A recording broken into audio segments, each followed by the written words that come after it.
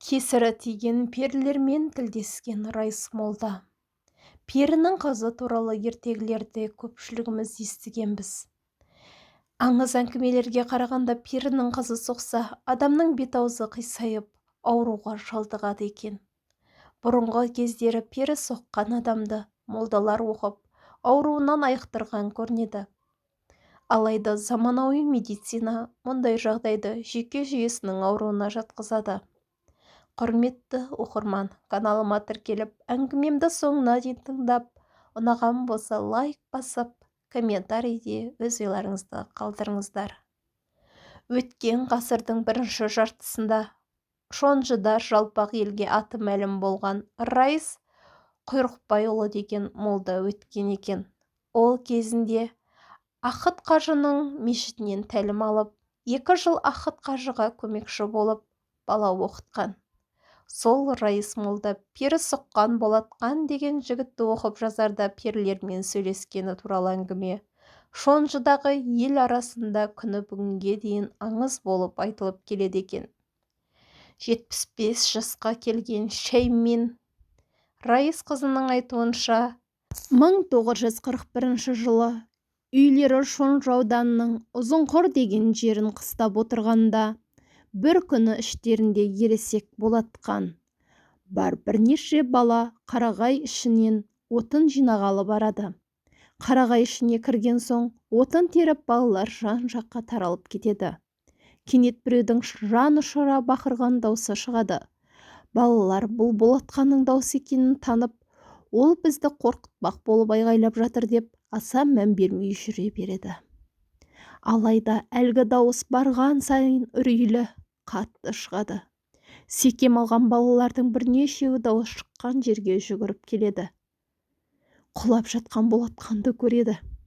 Қараса оның бет-аузы қисайып, кейпі адам шошырлық болып өзгеріп, аузынан ақ көбік шығып, қырылдап жатыр екен. Болатқанның бұл кейпін көрген балалар алғашында қатты қорыққандықтан естерін жия алмай қалады. Олар бірдем ес тоқтатқаннан кейін бірнешеуі Болатқанның қасына қалып, қалғандары ауылдан адам шақыруға кетеді. Болған жайды естіген ауыл адамдары орманға қарай жүгіреді. Олардың арасында Райыс молда да болды. Болатқанды көрген Райыс молда перінің салқыны тиген екен. Қу жетімді көрген ай деп қатты күйзеледі. Болатқанды сырмаққа салып ауылға алып келгеннен кейін Болатқанды көрген ауыл адамдары оны қатты аяйды. Әншейінде артық ауыз сөзі сөйлемейтін Райыс молда қатты қаһарланып, не мен өлем, не Болатқан жазылады. Мен бұл жетімді науқасынан айықтырамын. Оны соққан перімен сөйлесемін деді. Аңыз әңгімелерге қарағанда, егер молданың періге шамасы келмесе, ол ажал құшуы мүмкін екен. Ауылдағы азаматтарды жинап, ағаш пен темір соғатын ұста тауып, бір үлкен ағаш сандықпен мыстан тақтай жасатады. Ертесі күні алтын алаңқай деп аталатын жерді таңдап, қыран күретіп, жерге сырмақ, кілем төсеп, үстіне арнаулы жасатқан сандық пен мыс тақтайды қойып тақ жасатады. Бастаудан су әкелтіп, пері соққан Болатқанды таза жуындырып, жаңа киім кигізіп, ақ киізге орап, әлгі тақтың алдына әкеліп жатқызады. Ауылдағы қарияларға, әйелдер мен балаларға үйден шықпауды, киіз үйлерді мықтап бастыруды тапсырады. Райыс молда 10 шақты мықты ауыл азаматтарын таңдап алып, оларға өзіне көмекші болуды, әрқандай тосын жағдай туындаса да әсте қорықпауды тапсырады. Райыстың бұл әрекетіне ауыл адамдарының бір бөлігі сенсе, бір бөлігі сенбейді. Десе де олардың барлығы бізде барып көреміз, біз де сізге серік боламыз, жақсылық болса да, пәле қаза болса да, сізбен бірге боламыз деп бірге жүреді. Райыстың қасына 40-тай адам жиналып, алтын алаңқайға барады. Раис молда жанына ілесіп барған адамдарды екі жаққа бөліп тұрғызып, тақтың қарсы алдына отырып, пері соққан жігітті оқи бастайды. Арадан шай қайнатымға жетпейтін уақыт өтеді. Кенет алаңқайда жел тұрып, бірте-бірте күшейіп, қатты боранға айналады. Шайдай ашық аспан әп-сәтте түнеріп, сол маң астан-кестең болып кетеді. Аяқ астына мұндай тосын құбылысқа тап болған ауыл адамдары үрей ұшып, тұс-тұсына қашады.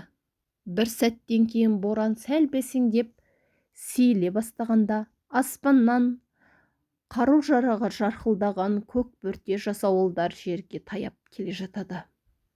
Аспан жүзін көлегейлеген қалың жасауылдар арасынан жасыл киім киген еңгезердей біреу дараланып шығып, әлгі Раис молда жасатқан таққа баяу қалықтап келіп қонғаннан кейін жайланып отырып: «Ей адамзат, неге қаһарландыңыз?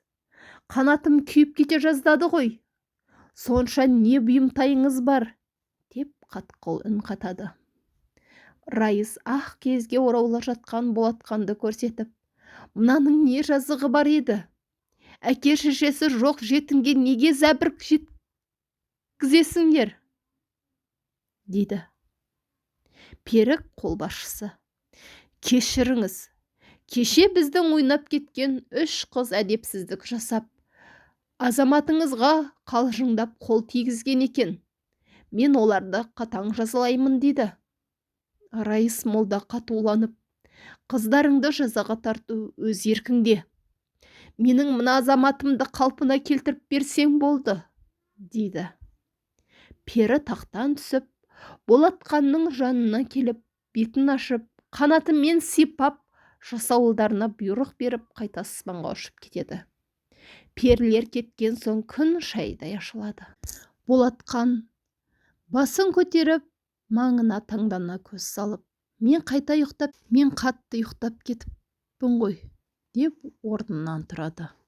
Мұны көрген Раис молда қуанышын бөліспек болып, жан-жағына қараса, бағанағы қалың адамнан тек Тұрдақын, Зәлебай деген 2 жігіт қана қалған екен. Содан ақ кезге орап, сырмақпен көтеріп әкелген Болатқан ауылға кәдімгідей сап-сау өз аяғымен қайтады. Осыдан бастап Раис Құйрықбайұлының аспаннан пері түсіріп, олармен тілдескені туралы әңгіме Боғда бетіндегі жалпақ елге таралады. Сол оқиғадан кейін арадан 2 жыл өткенде Раис молда сараурудан қайтыс болады. Ал перінің соққысына ұрынған Болатқан 1988 жылы 68 жасында Шонжыда қайтыс болған.